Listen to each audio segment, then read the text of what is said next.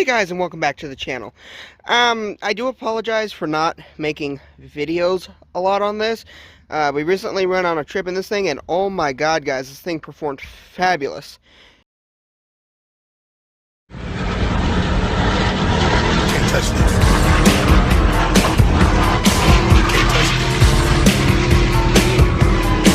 Can't touch this.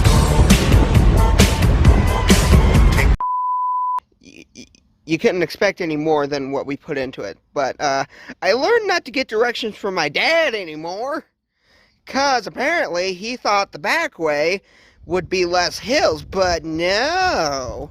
There were hills for miles, miles, miles, miles of hills.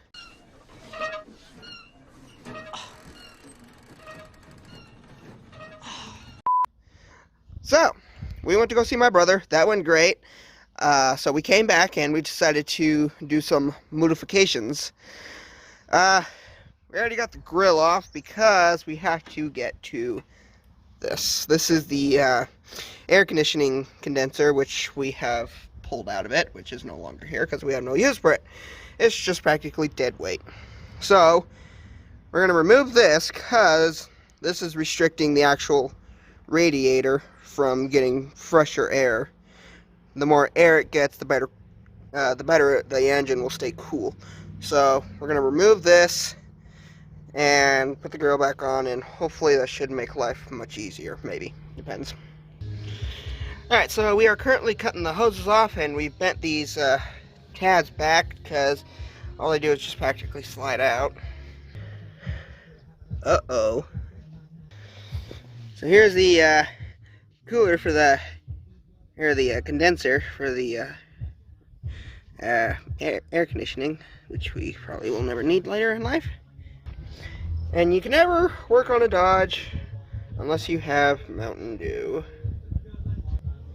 Anywho, the next plan is to just practically blow this entire thing out. Hopefully this isn't a problem because there were a couple of screws embedded to the fins. I personally don't think it would be a problem. There's one of the screws, but because we're pretty much maybe. Yeah, I don't know if y'all can see it, but I can see it. It's got radiator fluid in it.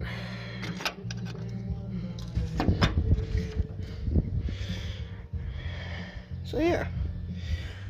Might also change these horns out. Maybe. Probably not. Yeah. Maybe. Poor Dusty has her dentures taken out. It looks like one of those projects you see like in a junkyard or something, that got the whole grill taken off, put onto a different Dodge, and everything's all taken apart. Oh lordy. So yeah, the next step, like I said, just blow this out, get it cleaned out, wash it. Hopefully that will give us better coolant, and we might go test later today to see if that'll work, or if it did work, whichever one. But our dog did pass away, so in memory of her, because she died when we went on our trip. So in memory, we put her collar here, so she'll always ride on with us, and she'll always have her head out, she'll always have her head sticking out and blowing in the wind.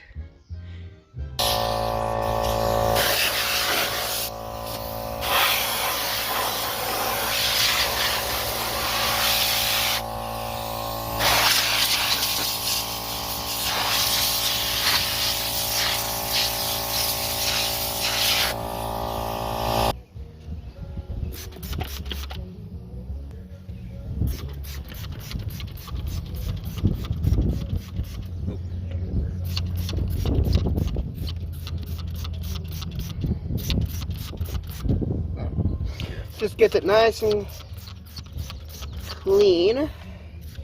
That way, when we blow it out, it'll push everything out of the fin, therefore creating better flow of air.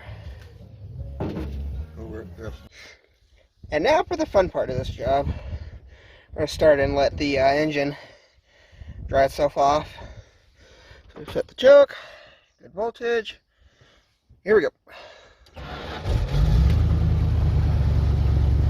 It's probably gonna die. Well, maybe not.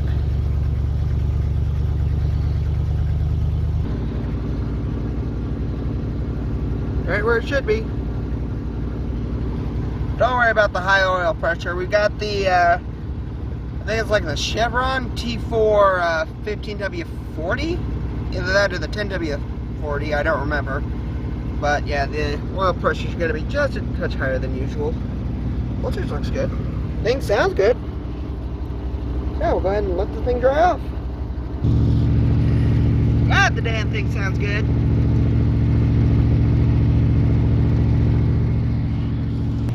So while this thing is warming up, let me give you guys a little bit of up to date. So on our trip, the inverter, when we got to the first town, the inverter that was supposed to help us run the coach while we're driving took a shit, and we didn't know why. So we did some investigating. Come to find out, the fuses were blown in 2 places. It just died. So the battery wasn't being charged by the engine alternator. So put the fuses back in. We got to about 3 towns later, and the inverter died again. Come to find out, low battery voltage again. So what we did was we just went direct. We didn't even basically bypass the fuses. And after that, we just decided to use the a little 40 amp fuse, glass fuse, to the main converter that's for the coach. And I forgot what I was saying. Anyways, oh yeah, bypassed, everything went direct, and we decided to put a different inverter in it. This one's a 2,000 watt instead of the 1,500 one we had. So we put that in, and that thing seems to run everything fine. It runs the air conditioner and it runs the fridge just fine.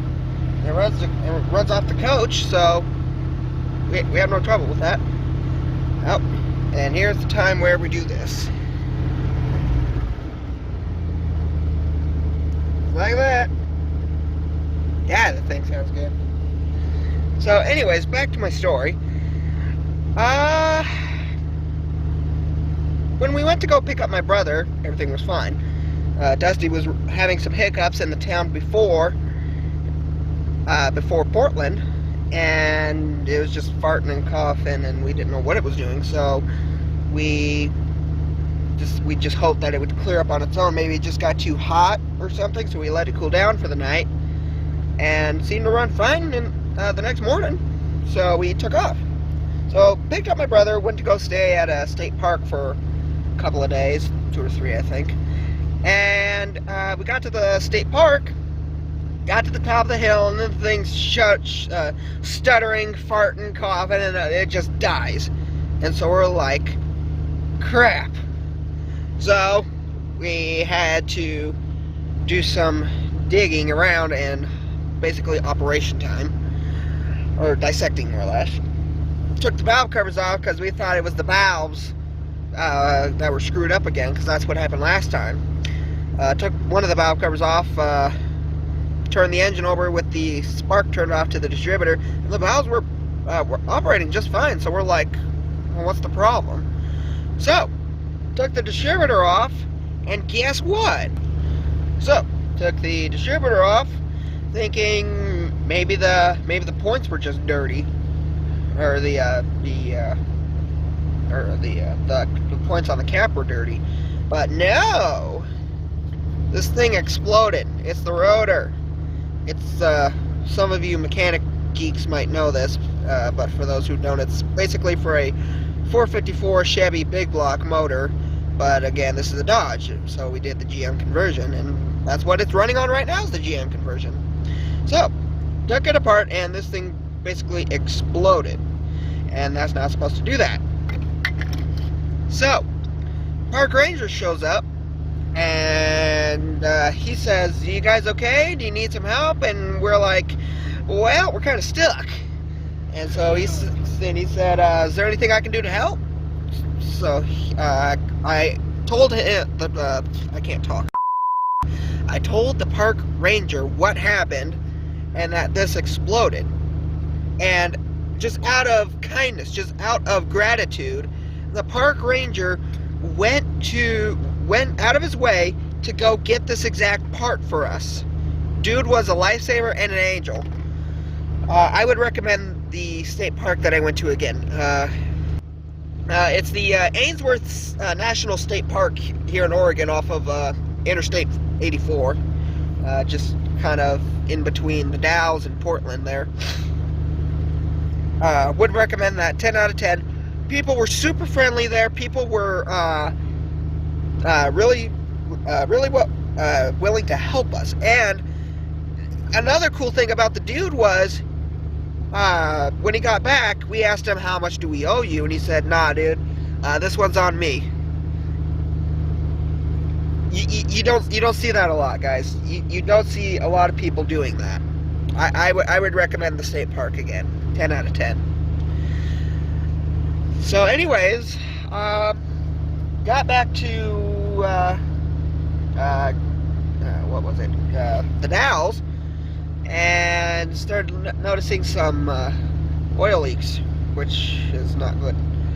So, because before it was just piss and oil when we were in Baker, so we put some rear main seal, or some rear main, the rear main crankcase seal, like some sort of stopping fluid in it, into the crankcase.